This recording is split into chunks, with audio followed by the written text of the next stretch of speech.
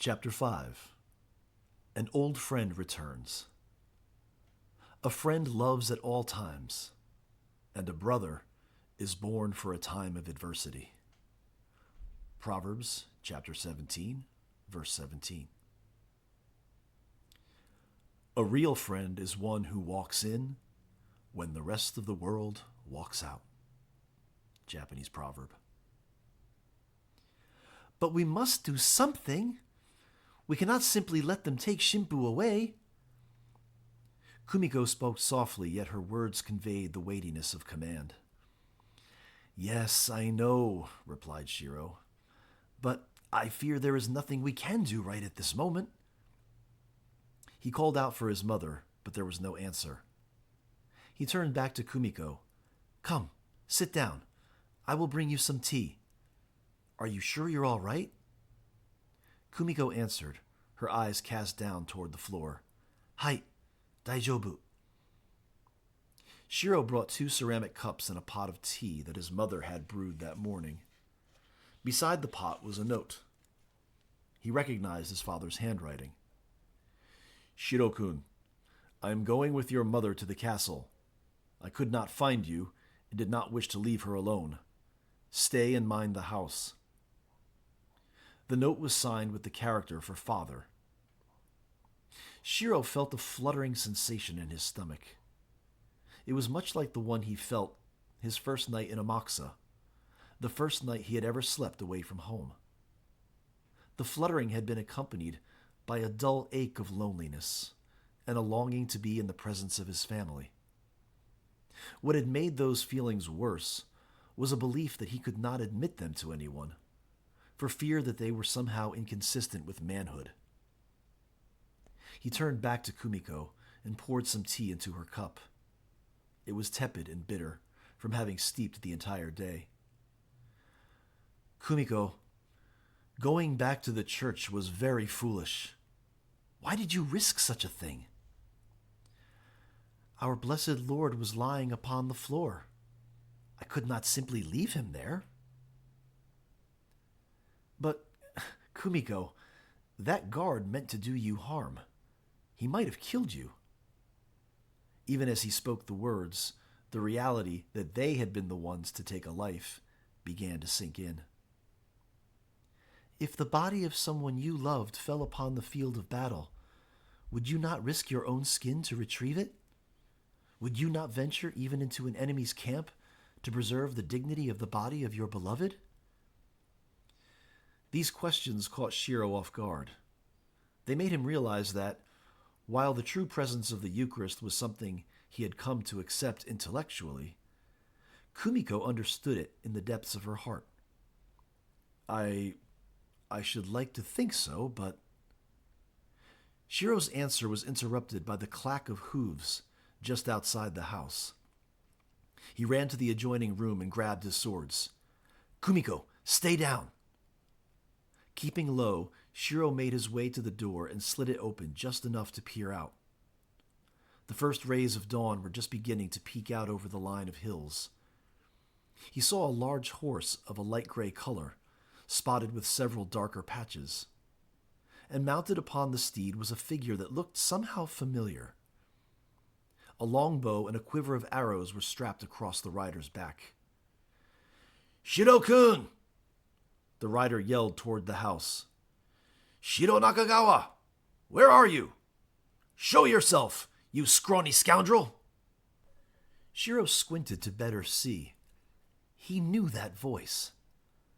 The rider dismounted deftly from his horse and landed solidly onto the ground. He began to walk toward the house, and it was by his unmistakable gait that recognition in Shiro fully registered. He spoke aloud. Tomi-kun! Tomi Ishibara had been Shiro's best friend from childhood. 3 years Shiro's senior, he had been something of an older brother figure as they were growing up. Tomi had a big heart, but had always been at odds with the world. In particular, he had a sharp dislike for authority, starting with his own father. At the age of 15, he had a terrible row with his father, who told him, "If you cannot abide the rules of my house, go make yourself a nest elsewhere. And so Tomi did. He left the village with nothing but the clothes on his back and a small sack filled with millet dumplings his weeping mother had made for his journey. Shiro had not seen nor heard from Tomi since the cherry blossoms were in bloom 4 years prior. He was unlike anyone else Shiro had ever known. Even his name was unusual. It was comprised of the characters for jump over and ocean, so that it seemed fitting he should travel to some place far from home. He was as stocky as Shiro remembered, but now even broader in the shoulders. His hair was cropped close, just as it had been when they last saw one another. The ruggedness of his face, accentuated by a muscular neck and strong jaw, could not conceal a kindness in his almond-shaped eyes that Shiro could perceive even from a distance. He ran out to greet his old friend. Shiro recalled the time from their youth when a village bully and a gang of his companions took cruel pleasure in teasing Shiro on account of his family's newly adopted religion. It was the same gang of ruffians who had taken Kumiko's doll some years earlier. One hot afternoon by the river's edge, they taunted Shiro with particular ruthlessness. One of them shouted, "Your father worships a dead man nailed to a cross." Another one of them added, "Do you believe a god baby came from a virgin? You're a virgin, Shiro.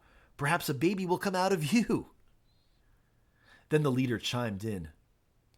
"What did your loony Oba-san used to call you? Masaru? What did she reckon you would have victory over? Why don't you test your pet name on me, Masaru-chan?" Shiro cared little to be mocked, but it was a flagrant disrespect toward the dead that caused anger to well up in him. And the anger grew larger than his fear. As he turned to face his tormentors, the leader gave Shiro a hard shove. Shiro instinctively pushed back. The bigger and stronger bully slapped Shiro hard across the face and pushed him down onto the rocky ground. He then pounced on Shiro and raised up a fist to strike him in the face. Shiro could only wince as the bright sun behind his attacker shone brightly into his eyes. The fist came down, but before it could make contact, another hand caught it by the wrist. It was Tomi, who seemed to have appeared from out of nowhere. Taken aback, the bully snapped his head toward Tomi.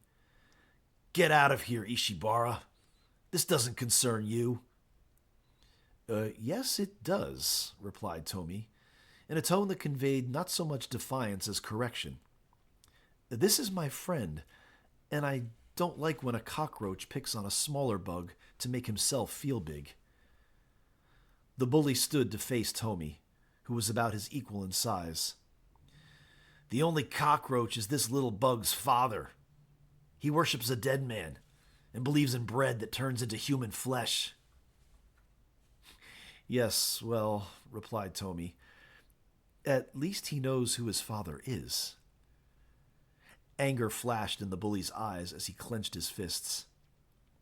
"Think twice before you do," said Tomi. "I promise you one thing. You start with me, and one of us is leaving here with a broken face." Realizing that Tomi was in earnest, the bully lowered his hands and turned to walk away. But seeing the expressions on the faces of his comrades, pride got the better of him.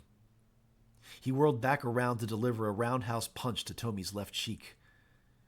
Rather than back away from the punch, Tomi stepped in toward his assailant, and with one fluid motion, slid his left leg behind the legs of the bully. With the distance between them closed, the bully's punch grazed harmlessly against Tomi's left shoulder. He then drove that same shoulder into the chest of the bully, sending him tumbling backwards over Tomi's solidly planted left leg. Without hesitation, Tomi dropped his left knee onto the bully's chest, pinning him to the ground. Tomi brought up his right hand and brought the heel of his palm straight down into the bully's nose. Shiro cringed as he heard the crunching of cartilage. He had never seen before so much blood. Those boys never bothered Shiro again. As they walked away from the river, Shiro said to Tomi, "That was quite a move you used back there. Where did you learn it? Oh, I've been doing some training.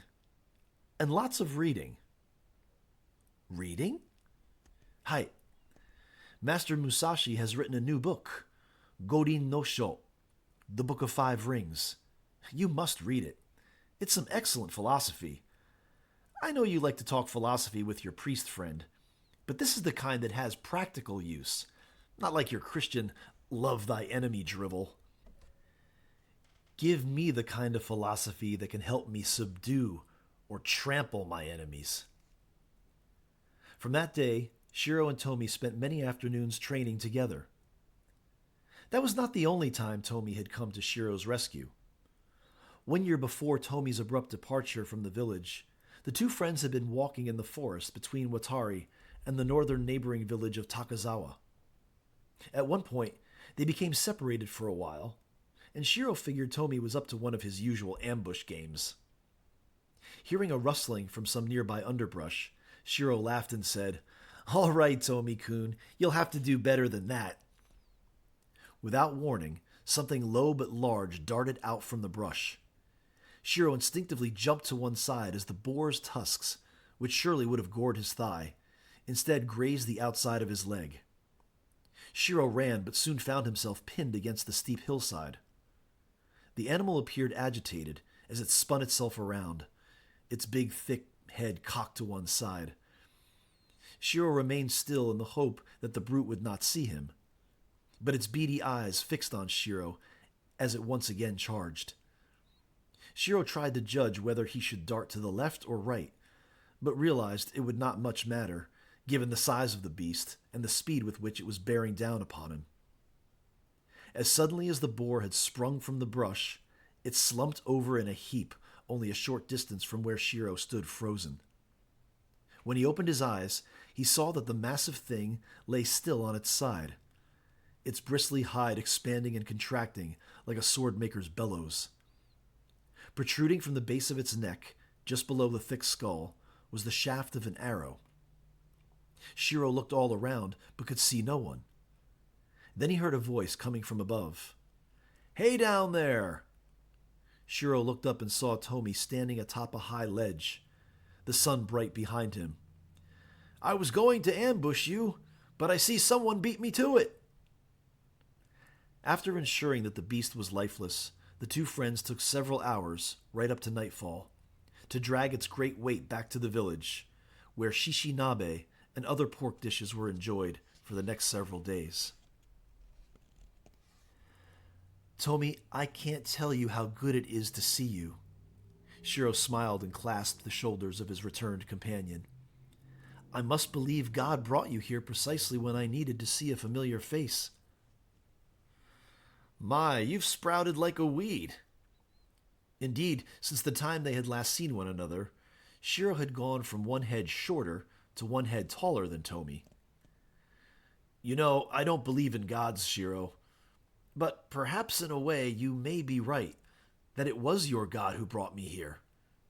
Come, let us go inside. I'm weary from travel." Back inside the house, the three sat around the single low table and sipped the bitter tea that still filled the pot. "Tomi-kun," Shiro began, "where have you been all this time?"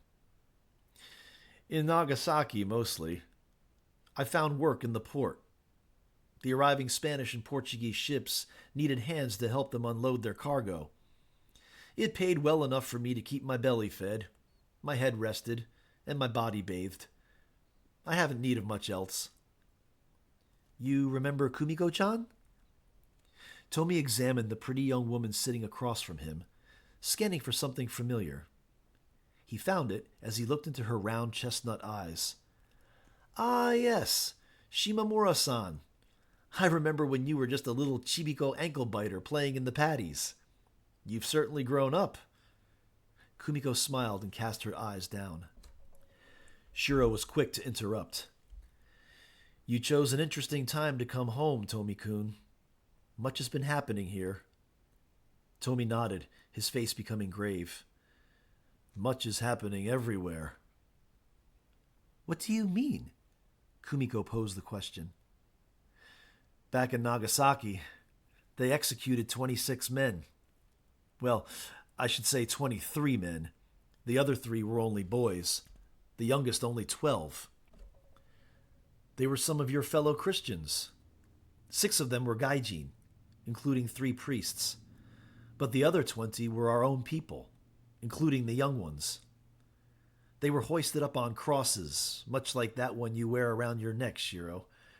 Tomi pointed to the wooden cross at Shiro's chest, secured by a slender cord of leather. It was from Portugal, and had been a baptismal gift from Father Oliveira.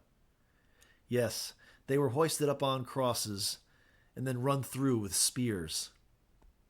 Shiro's eyes widened. When did this happen? Less than a week ago. I saw them marched into the city and up to Nishizaka Hill. A thin coat of snow had just fallen. They were forced to march all the way from Kansai, where they were arrested. Apparently they refused to renounce your beloved Savior, and so they were made to walk the long distance, passing through every town and village to serve as an example.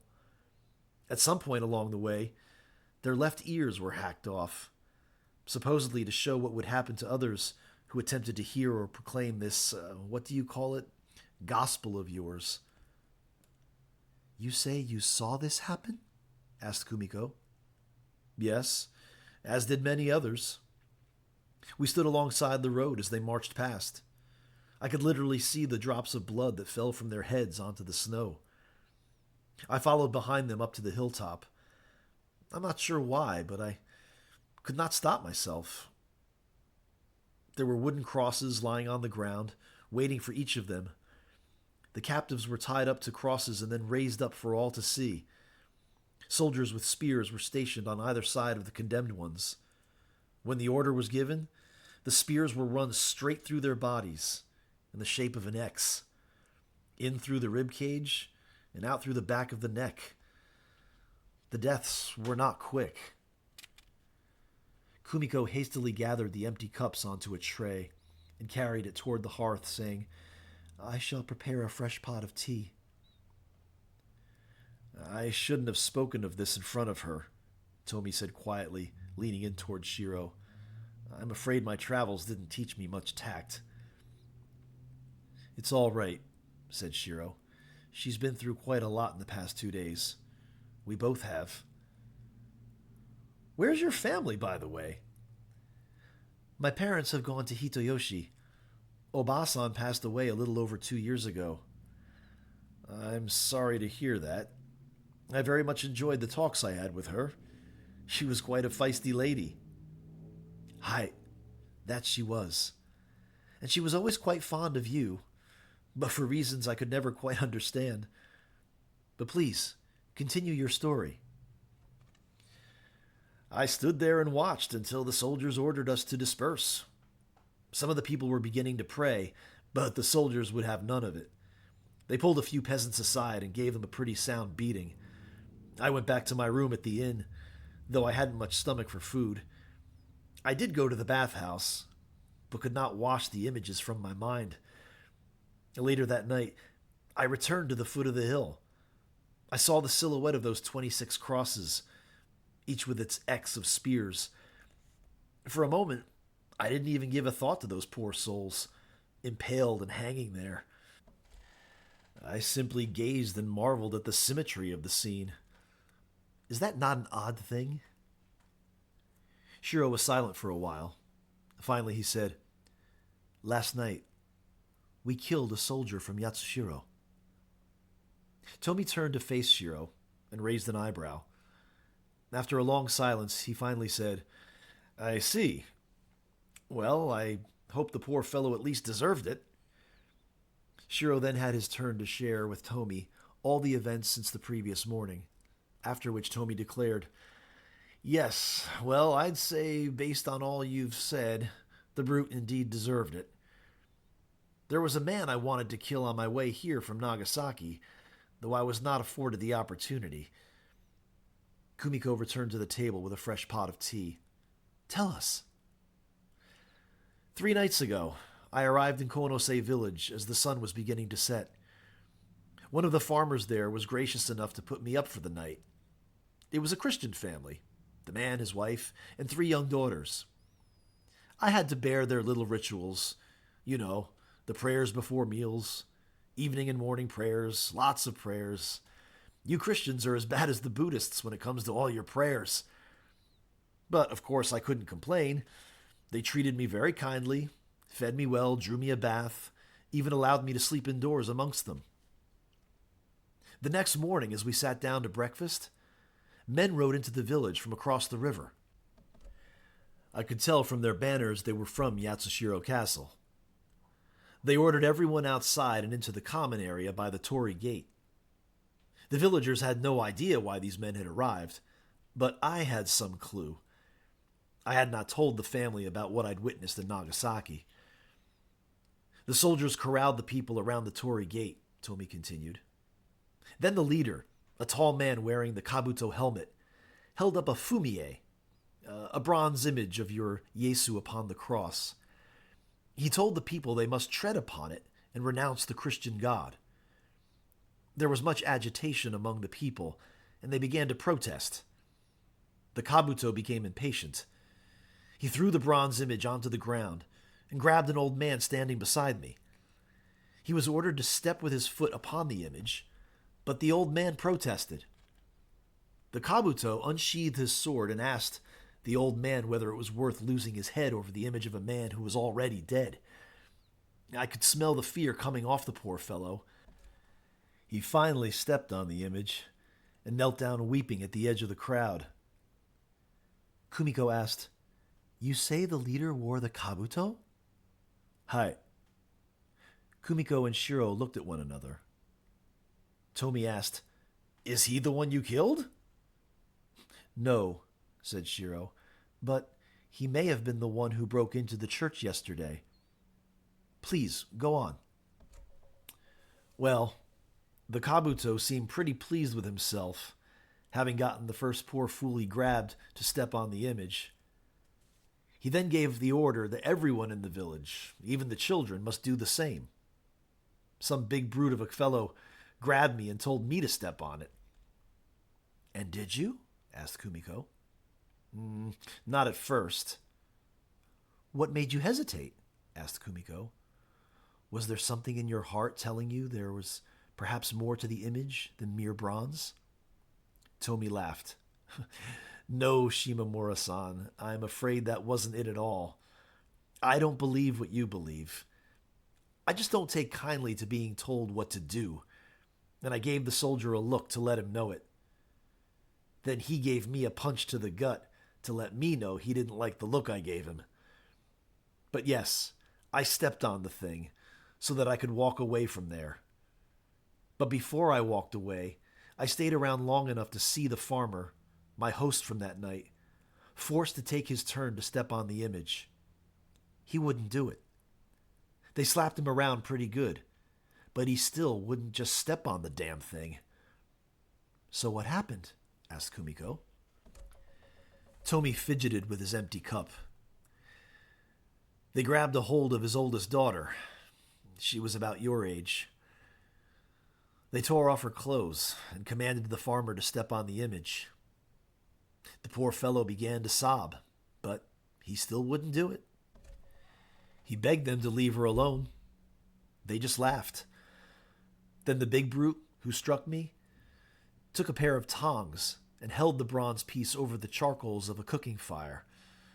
Once it was good and hot, he pressed it against the girl's thigh, right below her buttocks.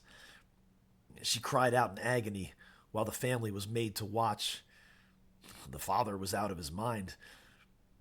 Now, the image upon which he refused to tread is forever branded in the flesh of his child." No one spoke for a while. Finally, Tomi said, "I can't understand. Why didn't the poor fool just step on the damn thing? Did he believe this Yesu of yours would have punished him for it? Even to save his own daughter from disgrace and disfigurement? Wouldn't you have stepped on it?" Shiro answered, "I don't know, Tomi-san." The 3 of them were silent for a while longer. Finally, Shiro looked up at Tomi. "Old friend," he said, Will you help me to help another friend?